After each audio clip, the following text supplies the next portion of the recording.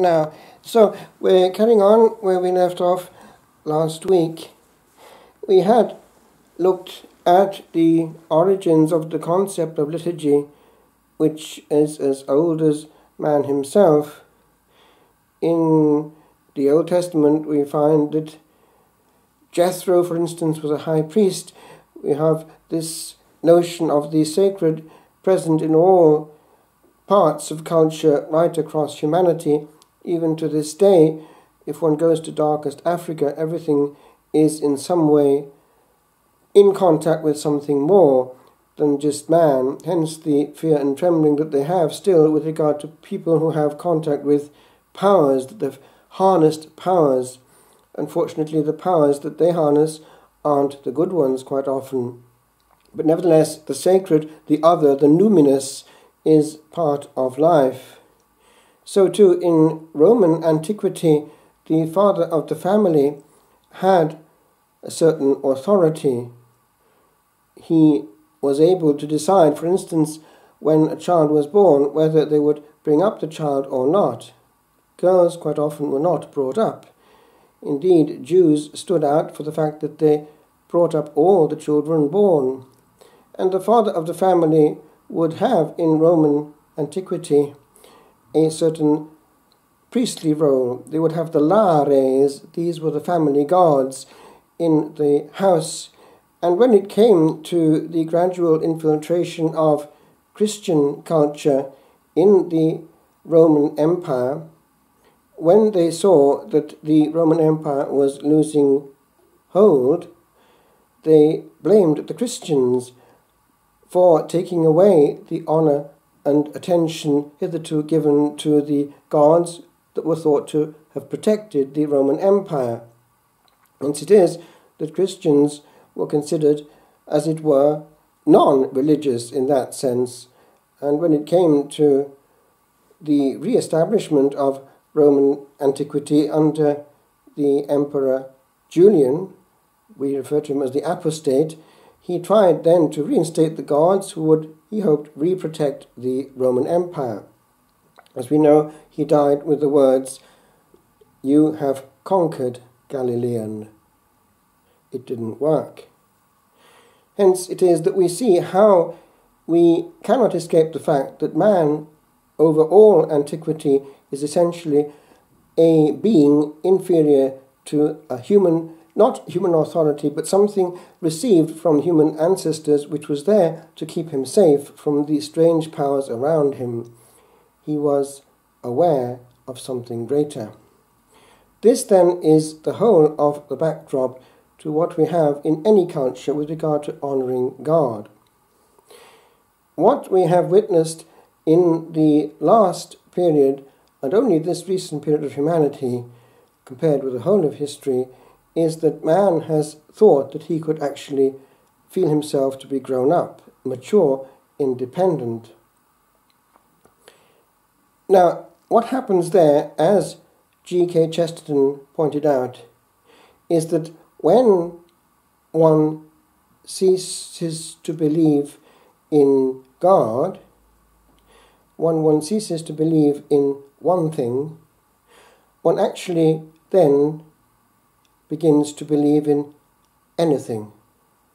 And so what we have witnessed in the most recent period of our Western culture is a replacing of what had hitherto been the received way of honouring the Godhead by a new syncretistic taking in of elements of various cultures and various religions essentially, which are then given a certain respectability. If one looks at what can be globally but inexactly referred to as New Age material, it is a syncretistic blending of many strands, and they are given this cosmetic element of respectability in our society. One can go to a healer and it will be thought normal, but actually there is worse. The opening also of certain elements which have a common language in certain things does lead to an opening into other bits of religion, which then are an invitation to the powers of that religion. For instance, parts of our own culture with regard to means of becoming still, which are part of our heritage, both liturgical, especially in the East, and also in the West until our changes, because our liturgy was very quiet in the West until 50 years ago, with the body entering into it, but also things with regard to meditation. The word is neutral, but now it is used massively to connotate something else, in which are taken in, therefore, bits of another culture. This is something to be recognized for what it is, and although it is not liturgical, the body is being used, and therefore the body even there is seen to be part of this element of putting the being in contact with some kind of superior force. And it is something genuinely which works, unfortunately, in negative, because these spiritual forces do enter in. Hence it is that things which have worked still work for good or for bad. So we return then to our specific element of Christian worship. Going back to the early centuries, as I pointed out last week, we did not just come from the moon. We took in things that were there. If one analyzes the different parts of the expressions of worship, one starts with immediate things like what one puts on. Now, there is a diversification of tradition between East and West. The East has stayed there with the borrowings that they took, especially in the Episcopal patriarchal cult, from the Eastern Empire, very important in Constantinople. They have maintained for the bishop much of the surroundings and trimmings of what would at one stage have surrounded the emperor, but they have also retained all that they received from the earliest centuries with regard to the Christianization of what suits very well their ethos. They are from the East, and Judaism is of the East. Therefore, there's a natural continuity between certain elements of the temple and what they maintain to this day in their cult. A big difference is that there was a fairly clear distinction between East and West quite early on in the tendency in the East never to trim and therefore never to over-multiply. To this day, generally speaking in the East, one will never find a celebration which is not the full celebration. It is not part of their ethos. So, all the celebrations in the East are with incense and fully sung. But they are less frequent. The development in the West is somewhat different.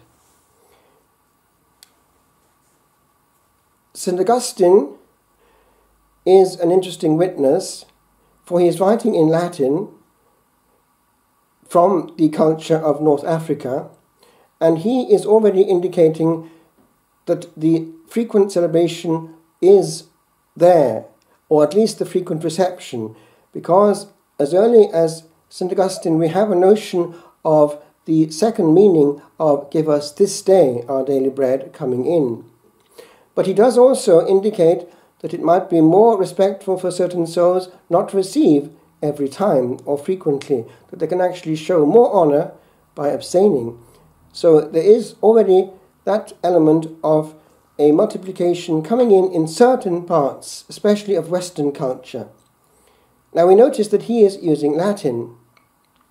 Indeed, at the period he was writing, there was coming in a tendency to look into the question of what language was being used. I mean the translation that they had. They had been hitherto using a very ancient translation referred to as the Vetus Latina, the Old Latin, which still is in place in the Western liturgy in some parts, notably in the parts of the Gregorian chant which predate changes. because if one looks at the wording of the introit and so on, still sung to this day, they are predating the Vulgate. It is the old translation. And when St. Jerome was commissioned by Pope Damasus to make an authentic and correct translation from the best manuscripts they could find, it was received with difficulty by those who were used to what was around already, and they protested. Interesting. That is to say that already language was important, and we in the whole of the West took on the language which was common to the whole of the West, therefore also, in ecclesiastical terms, to Ireland and Wales and Scotland, Latin. And all the evidence that we have is that the liturgy in these parts, the liturgy itself, was Latin. And we also have evidence in the patrology of the nature of the Celtic liturgy. It is notably based on much use of psalms and very long offices. But it would seem that one element comes through in all the Western liturgies, and that is the canon. It is there. It's also there in the Sarum Rite. The Sarum Rite that means Salisbury in England, and it was the Sarum Rite, Sarum, which was used in England in the Middle Ages. It was there up until the Reformation. And indeed, when it came to changing things under the Protestant kings and queens, what they did was they purified the Sarum and made it neutral, taking away the references which were explicit to sacrifice and presence. However, it is basically the Sarum which is there, and in a way continues in England in a vestigial state to this day. Now, what I'm saying is this. We have, therefore, certain elements linking us right through all these Western liturgical families precisely to the earliest origin, the Roman canon. And we know of its antiquity from several sources. It is clear from the content itself, because these early martyrs are from the earliest period. We can see even there sections coming in, things added, e.g. the 7 ladies added at the end of the list, the second list, are put there obviously as an afterthought to balance it out. But they are all very ancient, and these prayers date from the earliest times. As I was pointing out last week, there's evidence that the essence of the Roman canon is actually apostolic. They took this chalice, this excellent chalice, and so on. They're using the same chalice in the earliest time. So, this then is coming from what we in the West have, as in the East they maintained. Now, there are certain overlapping areas. All the liturgical families have certain points in common. When it comes to the liturgy of the Eucharist, the synaxis, that means the coming together, the first part is based on the Word and bears a resemblance with certain parts of the synagogal worship. The difference being that whereas the crescendo is for the Torah, the Pentateuch, which is handled with great care in synagogal worship, they're not allowed to touch the sacred page. The page has to be done by hand. It is copied by hand, and it is kept in a kind of tabernacle affair in the most sacred part of the synagogue and only opened when it is being celebrated. And they have this pointer which then enables them to read without touching the page, lest sweat contaminate the page and make it age. So that was the crescendo, and the writings, prophets and so on, would be actually something preparing for it and commenting it, not the essence. We have the contrary, where the Old Testament is preparing and acting pedagogically for the Gospel. In all liturgical families, there is always a crescendo when it comes to that part of the liturgy of the Word. It used to be called, that part of the liturgy, the Mass of the Catechumens, because that was the part that those who were being instructed were allowed to assist at. And the very word missa, which has given us the present word Mass, comes, it would seem, from the dismissal of the catechumens. Now, this is the dismissal, missa est, and they were then invited to leave. They would be prayed for, God bless the catechumens, and then, from then on, there would be the presence only of those who could receive. And we have even a vestige of that in the expression, the secret prayer, the secretum. It was, from that point on, a certain element of silence coming in. It was for the initiated. That word is now the prayer over the offerings. But the old word is secretum, the secret prayer, because at that point already the priest is not heard. They only hear the word at the end, per omnia saecula saeculorum, and they all reply, said or sung, Amen. Now in the East, something of that is there. There is the element of the sacrality of the second part, which is huge, but already there is the grand entry for the Gospel. Now we have the equivalent in the solemn celebration still to this day in the West, where the Gospel is carried processionally with candles and incense. Well, in the East, the minor entry coming from the side door, because the iconostasis has 3 doors, the main one, which actually can be closed, it has the curtain and those doors, the holy doors, but then there are 2 other doors.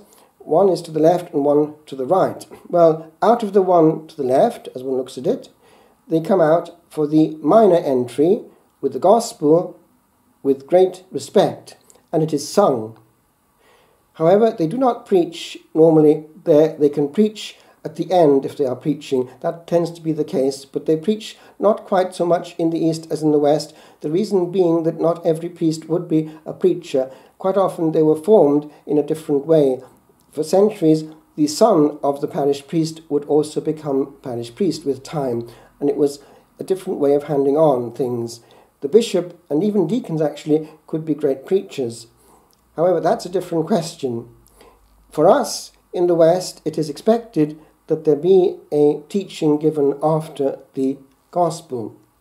And indeed, I remember hearing this in France from the priest who was forming us.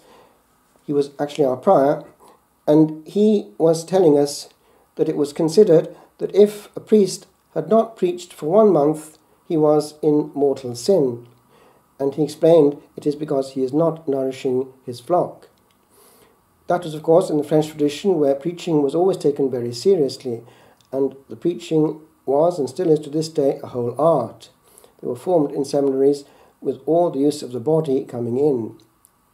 Now, all that to say that the first part, then, of the liturgy is based on the Word, and is based also, to some extent, on the structure of synagogal worship. Now, it is into that structure that the Lord entered in. We notice that the apostles, too, entered into it. They took what was there. Initially, the temple structure, the Lord himself, and possibly the apostles to some extent in the immediate beginning, but then the synagogal structure, and that one they used a lot. Indeed, the Lord used it in the Gospel. We know that he would have preached at Capernaum and so on, but the apostles took it also into hand, and they went into the structure pre-existing. When they got to a place, they did not start building a church. They initially found the Jewish brethren and took the structure that was there and went into the synagogue and opened the word. They were received or not received, but they took the structure. So that is essentially one thing that we have in common with all the Christian centuries and indeed the Jewish centuries, that preaching is part of the liturgical assembly. It's quite clear in the Acts of the Apostles when actually Paul speaks way into the night and somebody actually falls asleep and falls down from the top and is actually brought up back to life by the apostle. But that means he was preaching at length, and he broke bread and then went off. But that was probably an early Christian Eucharist. We also know from what Paul the Apostle is writing to the Corinthians something of the structure of the early assemblies.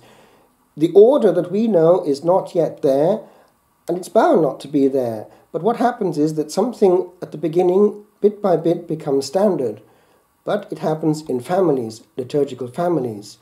Now we have in common with all the liturgical families, both East and West, this element of two sections, but also certain things in common. Kyrie eleison is there from the earliest times. It's in all the liturgies, usually kept quite often also in Greek. Even in the Slavonic tradition, they still bring in Kyrie eleison as well as Gospodi pominui, and it is there from the apostles themselves. Repeated many, many times in the East, but to us it's fewer times. It was 9 times and now it's 3 times. But in the Rite of Milan, the Ambrosian Rite, to this day, there are more Kyries coming in. Again, a link with the early church. The other is the use of incense. It's common to East and West. Another is the dialogue that immediately precedes the most sacred part. That is found in all the liturgies. It's the equivalent of the Lord be with you, whatever the language might be, Dominus vobiscum. And then we have the ancient invitation to look upwards. It's actually found already in the Roman army. Anno tascardias, sursum corda, lift up your hearts, accompanied by a gesture. And the gesture has been re-established in its fullness now in the new rubrics. It was vestigial before, and now it's quite accentuated. And then, gratias agamus Domino Deo nostro, let us give thanks to the Lord our God, with the gesture that accompanies it. These are very, very ancient. And one other element common to all the liturgical families, East and West, is the chant of the angels, the Trisagion, thrice holy, Hagios, Hagios, Hagios, Sanctus, Sanctus, Sanctus. It actually comes through also in the Anglican liturgy. And then the culmination. There are different families of Eucharistic prayer, but they're all ancient. So, for the time being, I'll leave it there and we'll have a little break. Now we return to our theme. The various liturgical families have in common also some equivalent of the grand entry. The minor entry would be that of the Gospel. The grand entry is that with the holy gifts. Now remember, that second part is reserved for those who are going to receive. The whole notion of penance in the early church is linked to this, because at Holy Thursday, those who could not receive were reinstated by the bishop. Now, we have in the East an interesting concept of the holy other coming in already from this point onward. If one compares the way in which the grand entry takes place in Eastern liturgies with that in which what we have now, the offertory procession, takes place in the West, that has been re-established, but it was in the early church, insofar as they brought up gifts, often in kind. But also the bread and wine were part of those gifts. The way in which it is done in the East already bears a semblance of adoration. It's not quite, but it's getting on for that. And if one listens carefully to what they are saying, either in their worship or what they say when they're discussing it, what one finds is this. The reason why, already at that point, they come in with veiled chalices and incense, and this, as it were, prostration, people and altar boys, is that the whole of the celebration is consecratory. There is something mystical entering in already at that point. And God, being so great, they would maintain, one cannot pin him down. There is always a danger that he's around, and so one has a precaution before the Divine Majesty. One doesn't quite know when it's fully done. All one knows is that by the end of the long Eucharistic prayer and the threefold Amen, which the people will acclaim, it is fully there. But we don't quite know, they would maintain, when it starts. God is so great that one cannot put him down in time. And so this element is there already from that point onwards. Indeed, if one looks carefully at the whole ethos, one sees almost an anticipation of it right in the early stages, because the celebration itself does not exactly start as we start. It's nearly starting, and then eventually starts. It's nearly starting in the sacristy, because the priest, not fully vested, but a little bit vested, is already saying quietly the prayers that he has to say while preparing those gifts, because he will take part of the holy bread and it will be placed apart and not consecrated. The antitheron will be given to those who do not receive the Blessed Sacrament itself at the end, blessed bread, but it's from the same original loaf, and the loaf itself is, he has to trace it with a kind of scalpel and makes holy signs on it while saying prayers, so it's all surrounded in the sacred. And even the holy bread, that is that not consecrated, the antitheron, is given to these people around, and they kiss also his hand. They receive and they kiss his hand, and everything is surrounded in otherness and respect. Now, in the West, it's strange, but there had been also elements of that there. First of all, we have in the earliest times this notion of agape. It was there, something of it in the earlier stages. We're not quite sure what actually happened, but it would seem that there was an expression also of sharing fellowship with unconsecrated elements surrounding the Eucharistic celebration. It comes back to us in our times, actually, when we have, for instance, a celebration in a small community, and we then have a sharing afterwards. There's an old saying which accompanies that in our culture. It's ubi missa, ibi mensa. Where there is Mass, there is table. And one tends, it was there even in Ireland with the station Masses, one will remember, but it's there also somewhat in our culture when we have, for instance, small Masses in groups. We tend afterwards to share afterwards on the human and, one can say, grace-filled fellowship level, and it's a good harmony. Now, in the East, that is carried on there, but they also have an extension of it again, and it's something which is worth admiring. If one goes to an Eastern celebration on a Sunday, one big difference is this: it is unique, because they have this ancient rule in the East that the church has to be fasting. You can't have in the East more than one celebration in the same church on the same day. Hence they have a multiplication of small churches in some places. Also, there has to be one only altar. They can't have more than one altar, and also the priest himself may not celebrate more than once. The priest has to be fasting from any food and also fasting from any other celebration. Now, that leads to what? One only celebration over the whole weekend. Now, they have already in the East the long Vespers on Saturday evening. And for those of our brethren who depend on Rome but are of an Eastern rite, Eastern canon law has this provision that for them the Sunday obligation, as we call it in the West, is satisfied by anything from the long Vespers of Saturday evening, which is done with incense and great ceremony, to the Vespers of Sunday evening. Therefore, anything from Saturday evening to Sunday evening of the liturgical order is actually satisfying the obligation in the Eastern Rite, even for Catholics of the Eastern Rite. The Sunday celebration itself is 3 hours long.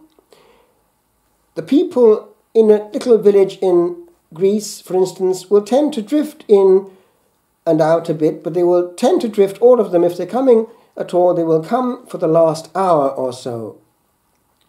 And so at the end, the church will be full. But it doesn't stop there.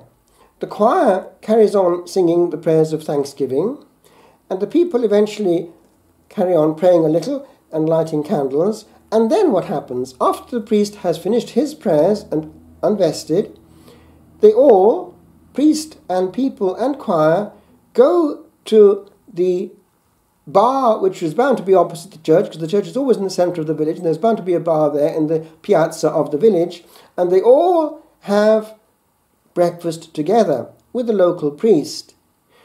It's an extension of the fellowship of the early church and a natural way of expressing one's Christian community. It happens very peacefully because, as I say, often the priest, often call him the Pope, the priest of the area will be the father of altar boys who then will become priests after him, and therefore they're very much part of the situation of their parish. Everyone knows everyone very well, they're close to their people, and therefore they take over the local bar, and it's all paid for by the parish, and anyone is allowed and invited to come.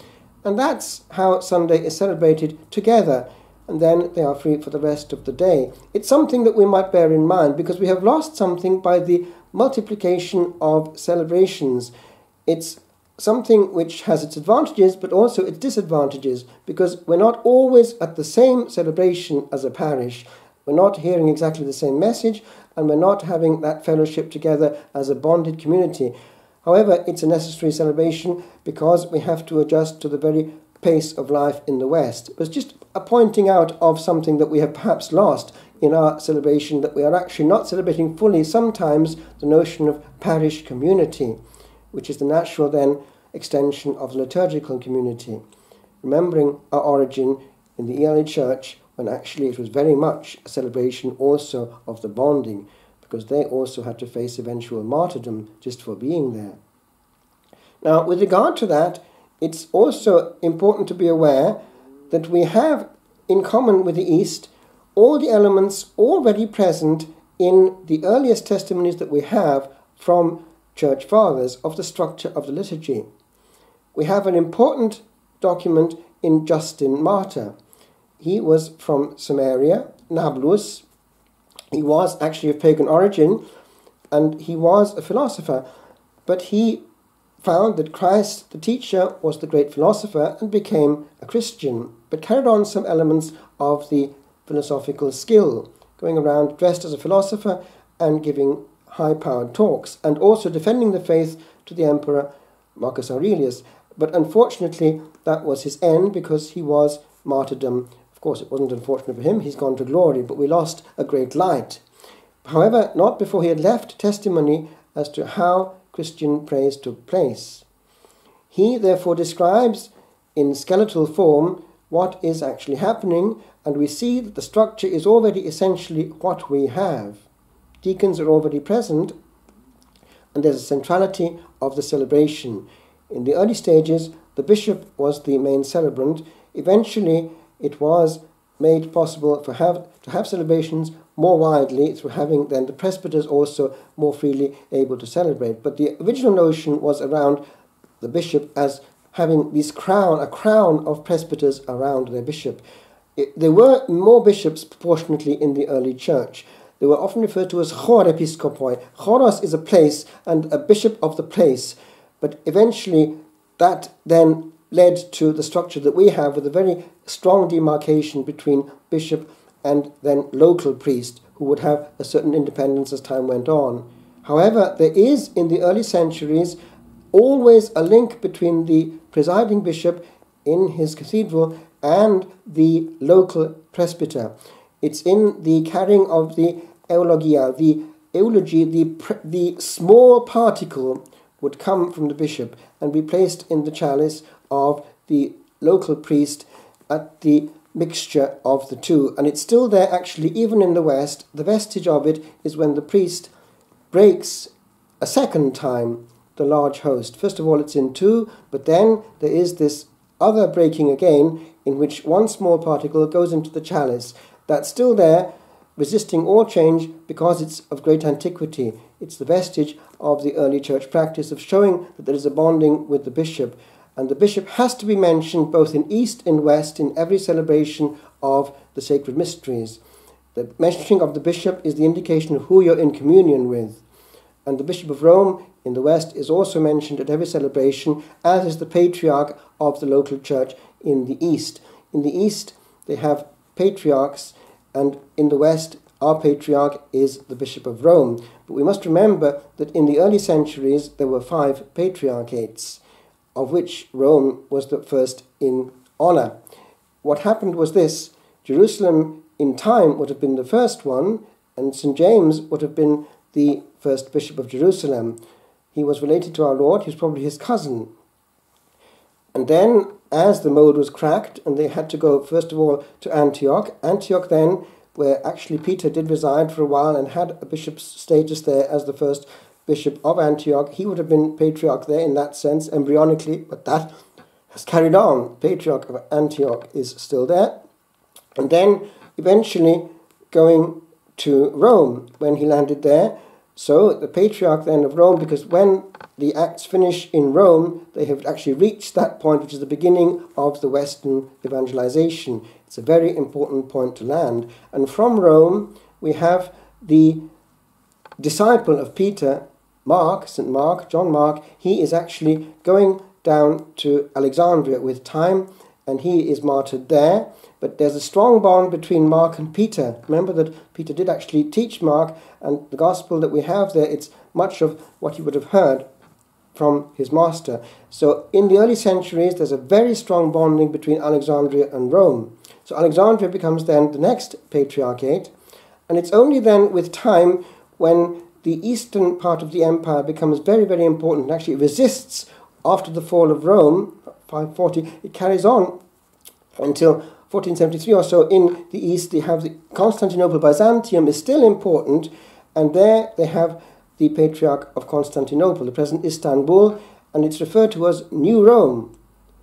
But in the early centuries, and that's for the first millennium, there's no question of a division. They're all in communion, although they are of liturgical rites which are somewhat different.